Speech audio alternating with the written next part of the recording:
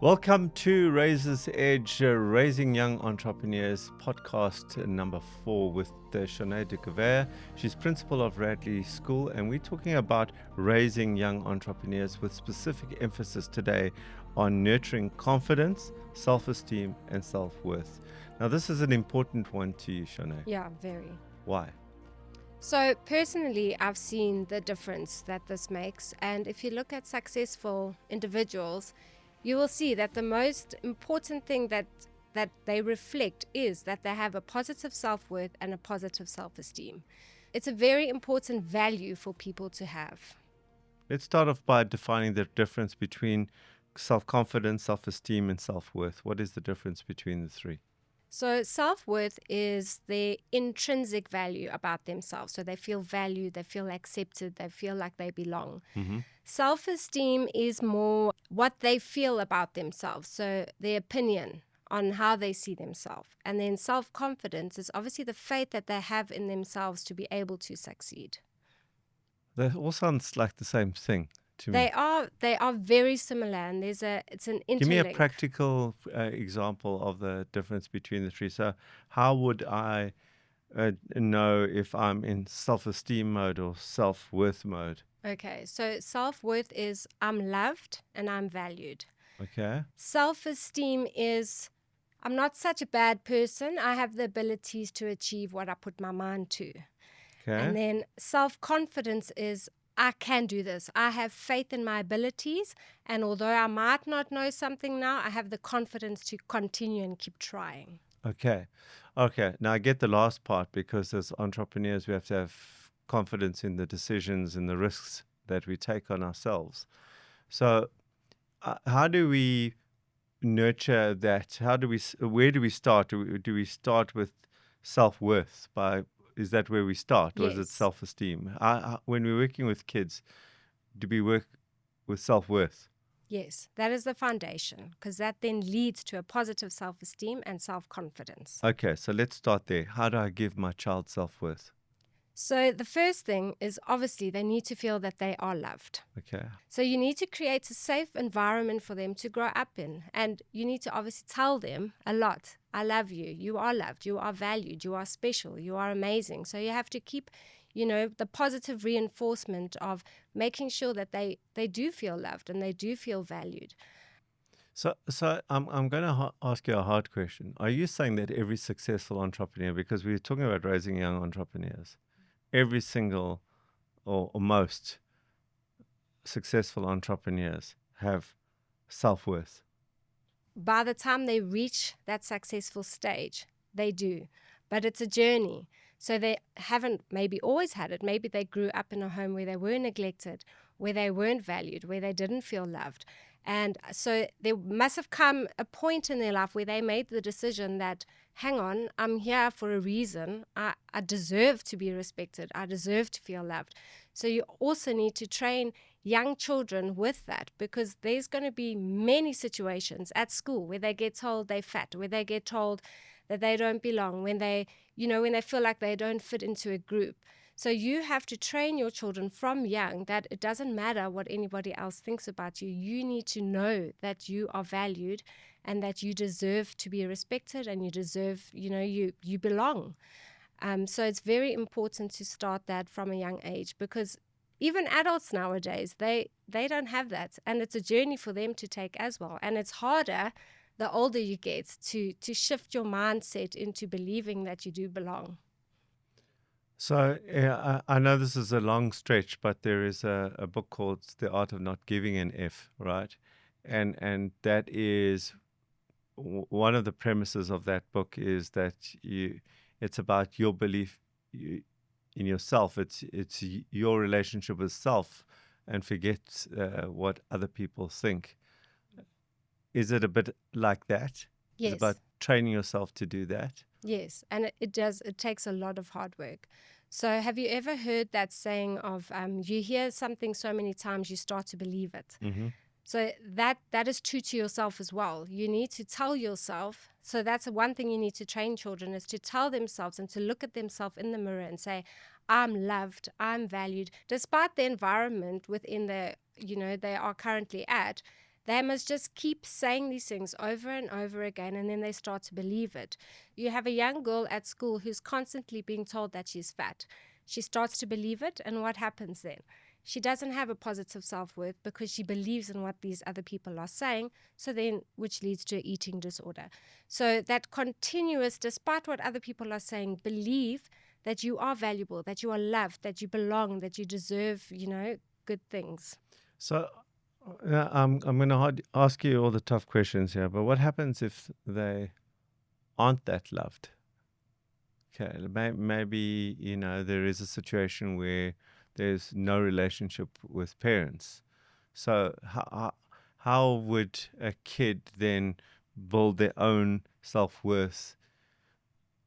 Because what I'm understanding here is that it's an external, it's me as parent providing that.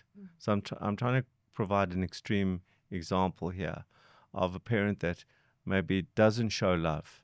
So how would a teenager perhaps listening to this in a situation where they feel they aren't loved by their parents or they are not given any positive reinforcement, how can they then glean that for themselves?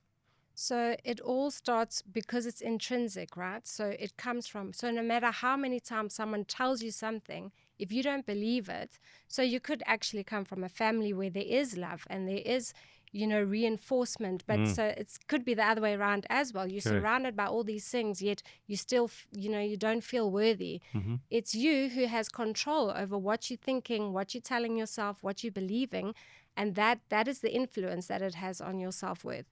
So they need to start with self-affirmations and telling themselves, like I said, looking in the mirror and saying that you deserve good things, you are loved, you are valued. So the tool that I've heard now is the self-affirmation. Yes. Right. So that is the thing that you repeat to yourself every day. Every day. Yeah. And you can actually, I've spoken to people that if they miss 2 days, and me personally, if I miss a few days because life gets busy and I haven't had that time to self-positive talk, it slowly starts to affect you. So it has to be a daily routine where you affirm with yourself that you are amazing. And if this resonates with you, you can listen to the podcast series Self-Motivation for Entrepreneurs, where I deal with this particular topic. One of the podcasts is all about this specific thing, which is all about I may, I can, I will, I am, a morning routine which you can use as an entrepreneur to actually lift your self-worth, your self-esteem, and ensure that you've got the momentum and the power to move forward in your entrepreneurial journey. But back to you, Charné. So let's move on to self-esteem. We spoke about self-worth, which was this ability to do self-talk every morning or every evening before you go to bed. Let's move to self-esteem. What are the tools that we can use to build our self-esteem? Okay, we're going to focus on self-esteem, but it's important to remember that, everything that we speak about now is based on self-worth.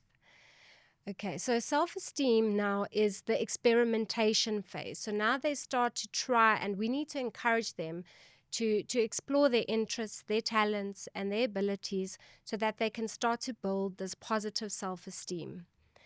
I'm going to go a bit personal now and share a story that happened with my son, who's 7 years old. So he's just started grade 1. And when you start grade 1, there's tryouts for everything. So there's the athletics team, the soccer team, this, and it's quite a big school. So only a limited number of children are selected for these things. I personally, as a parent, know that he is not a sporty child. He's just not. So when he told me that he wanted to try out for the athletics team, obviously you encourage and you say, yes, go for it, my boy. And then he gets in the car and I say, how was your day? How was the runoffs?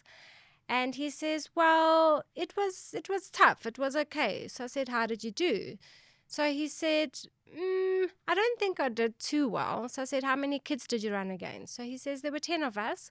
So I was like, and what did how did you do? He says, oh, I came 10th. So I'm pretty much a loser. And there already was like from this one experience now, he's going to think that he's not capable. So I say to him, so how do you feel being the loser? And he would say, it's not good. But, I do realize that if I want to do better, then I need to practice. So there already he experimented. He has self-worth where he knows that he is valued and respected and that he belongs, but he's also aware of his capability.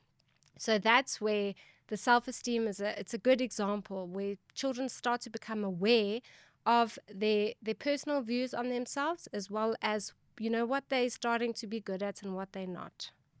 Okay, so let's land this now. So the final state is a place of self-confidence, right? And how does that manifest when I see a kid that's got self-confidence? How do I identify that? What do they have that other kids don't have? Resilience, Mm-hmm. courage, bravery. Okay. And so that to me is the ultimate litmus test. If my kid has got resilience, courage, bravery, then I have done my work as a parent. And with resilience, because the entrepreneurial journey is rough, we need to be resilient, we need to have courage, and we need to be brave and to take certain risks, right, and on ourselves. That's the state that we are trying to achieve in our kids. Yes, and another important thing is failure. Mm-hmm. So when you get that self-confidence and you fail, you know that it's a learning journey. So you don't see it as, I can't do this, or I'm a failure. They then begin to look at it like, I can do it. I just need to maybe look at it at a different angle, but they have the confidence to do that. So children who lack that self-confidence shy away when things don't go, the right way. So having that confidence is the ability to push forward and say, you know what, I made a mistake and that's normal. It's natural. It's okay. Let me try again. And let me learn from this, this failure. So let me try and sum up what I've learned in today's podcast. The first thing I've learned is that it all starts with self-worth, and self-worth is encouraged by parents through positive reinforcement. I love you. You're great. I believe in you. But it also can be from yourself, where it's a positive self-talk, and a tool there is positive self-talk, where you are encouraging yourself and reinforcing in yourself how good you are or how you deserve success or whatever you want. So that is the self-worth part. That moves to the self-esteem, and the self-esteem level is when we're starting to experiment, where we're trying out. We've got the courage, the beginning of courage to try things, and then we're determining from trying what works for us and what doesn't work for us, and creating a matrix of positive reinforcement around certain things that produce a result. And as a result of that, we then become good at those particular things. We remove the things that don't work for us. We use the things that do work for us, which is a further positive reinforcement around self-esteem. So now we become pretty good at something. And that all results, the end result of all of this is self-confidence. And how we can tell someone is self-confident is that they've got resilience, they've got courage, they've got bravery, and they've got a good relationship with failure. And those are the attributes of a successful entrepreneur. And so we start off by being part of that journey, but not necessarily the only input into our child in terms of where it starts, which is self-worth. So I hope by listening to this podcast, we've given you a frame to think about moving your child from the state of self-worth to a place of self-confidence. And in the next podcast, we're going to be talking about encouraging independence and initiative in your child. See you then.